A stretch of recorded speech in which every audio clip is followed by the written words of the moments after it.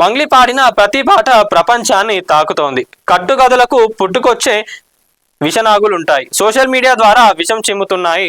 పాటను బతికిస్తున్న మంగ్లీ గొంతు నొక్కాలని చూస్తా ఉన్నారు. పాటల పూతోటను ఆగం చేయాలనుకుంటున్నారు.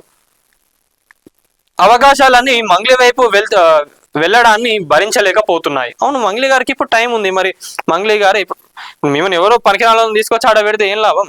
ఇప్పుడు ఎవరైనా కూడా ఏంటంటే అవకాశాలు ఎందుకు ఇస్తారు వాళ్ళకు? అరే మంగ్లీ గారు వచ్చి పాడితే జనాలు ఇష్టపడుతున్నారు కాబట్టి మాకు పాట కూడా హిట్ అవుతుంది కాబట్టి అని చెప్పి మంగ్లీ గారిని ఎంచుకుంటా ఉన్నారు. అది తన టాలెంట్, తన టైం ఉంది. ఇప్పుడు తన టైం కానప్పుడు వేరే వాళ్ళకి ఎవరికైనా ఛాన్స్ వస్తుంది కావచ్చు. మంగ్లీని ఎంత తొక్కాలనుకున్నా సాధ్యం కావడం లేదు. జాతీయ స్థాయికి మంగ్లీ గొంతు వాగింది. మంగ్లీ పాటల పరవశంలో దేశమే కరిగిపోతుంది. భరించలేని వాళ్ళు కత్తి కట్టారు. మంగ్లీ పాటను ఖతం చేయాలని చెప్పి చూస్తా ఉన్నారు. ఓర్వలేనితనం పెంచుకొని తోడేళ్లలా తరుముతున్నారు. మంగ్లీ పాట మూగబోవాలని చూస్తా ఉన్నారు. పాటలమ్మపై పగ పెంచుకున్నారు. ప్రతి అడుగు మీద విషం కక్కుతున్నారు. పుట్టినరోజు జరుపుకున్న ఓర్వలేకపోతా ఉన్నారు. పుట్టినరోజు కూడా చూసినాం మనం, అక్కడ డ్రగ్స్ దొరికినాయి అవి అని చెప్పి చాలా ఇబ్బందులు పెడుతున్నారు. చాలా ఇబ్బందులు పెట్టినప్పుడు తర్వాత పోలీసు వాళ్ళే అన్నారు అసలు వాస్తవంగా ఆడ ఏం లేదు, ఎవరో మిమ్మల్ని వీళ్ళు ఇరికిచ్చిందని చెప్పి కూడా చెప్పిండ్రు.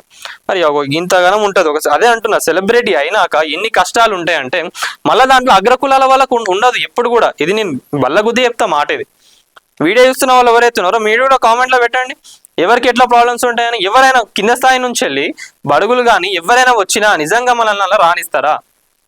చాలా మంది కూడా అడ్డుకట్ట వేస్తూ ఉంటారు.